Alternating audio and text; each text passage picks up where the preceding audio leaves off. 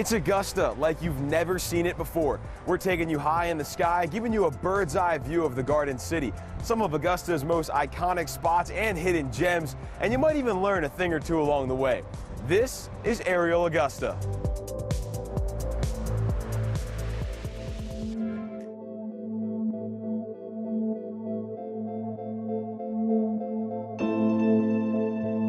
Ask any Augustan where the best place for a morning jog is. Many of them will tell you it's the Augusta Canal. It's a popular spot for runners, anglers, kayakers, and tourists looking to check out an iconic Augusta location. But the canal serves a much bigger purpose, with a history going back more than 150 years. The canal opened in 1845 as a water, power, and transportation source for the city. In fact, it's still used for those things today. It's the only canal in the U.S. continuously used for its original purposes.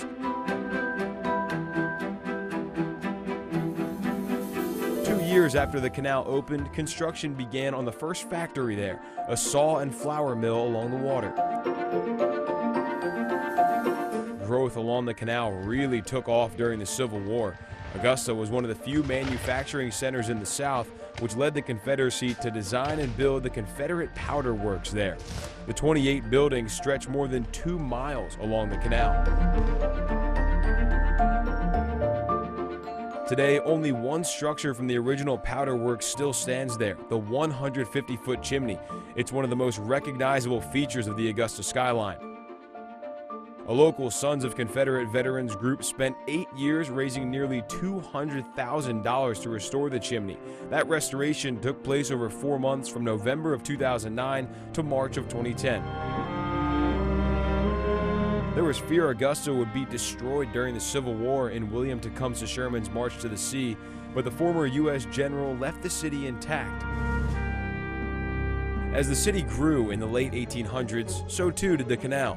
In 1875, the city made the canal bigger, making room for the Enterprise Mill, King Mill, and Sibley Mill, which still stand today. Thanks to the canal, by 1892, Augusta became the first southern city to have electric cars and streetlights. But as factories started shutting down in the mid-1900s, the future of the canal came into question.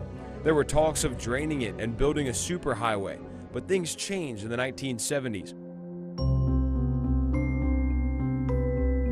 The canal was added to the National Register of Historic Places in 1971 and was named a National Historic Landmark in 1977. Congress named the canal and industrial district a National Heritage Area, the first site in Georgia to get that designation.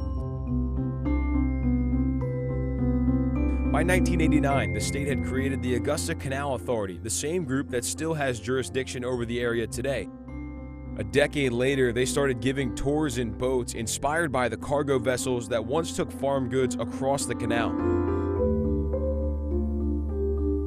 So more than a century and a half later, the history of this area is still on full display.